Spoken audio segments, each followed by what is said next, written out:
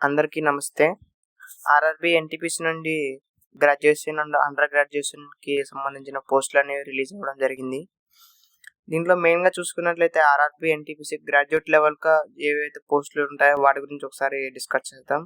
Post name వచ్చేసి RRB, NTPC graduate level. దీనికొచ్చేసి age limit వచ్చేసి 18-36 ఇయర్స్ మధ్యలో అయితే ఉండాలి. ఎలిజిబిలిటీ క్రైటీరియా చూసుకున్నట్లయితే దీనికొచ్చేసి గ్రాడ్యుయేషన్ అనేది కంపల్సరీ.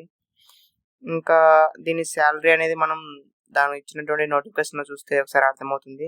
ఇంకా మెయిన్‌లీ దీంట్లో గ్రాడ్యుయేట్ లెవెల్‌లో వచ్చేసి డిఫరెంట్ పోస్టులుంటాయి. దీంట్లో అడ్వాంటేజెస్ అండ్ డిసడ్వాంటేజెస్ ఒకసారి చూసుకున్నట్లయితే అడ్వాంటేజెస్ కిందకొచ్చేసి ఫిక్స్డ్ టైమ్ టు టైమ్ అనేది జాబ్ ప్రొఫైల్ అనేది ఉంటుంది. Morning to and evening. And కొన్ని పోస్టులకైతే సండే, సాటర్డే 2 రోజులు కూడా చుట్టి అనేది ఉంటుంది.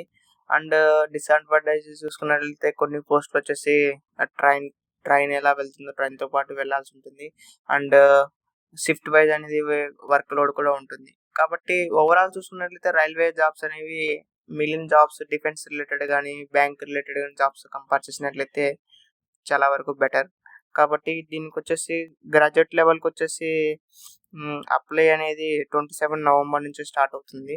కాబట్టి ఎవరెవరైతే గ్రాడ్యుయేట్ చేస్తున్నారో అండ్ ఫైనల్ ఇయర్‌లో అయితే ఎవరెవరు ఉన్నారో వాళ్ళందరూ కూడా కంపల్సరీగా అప్లై చేసుకోండి. Thank you.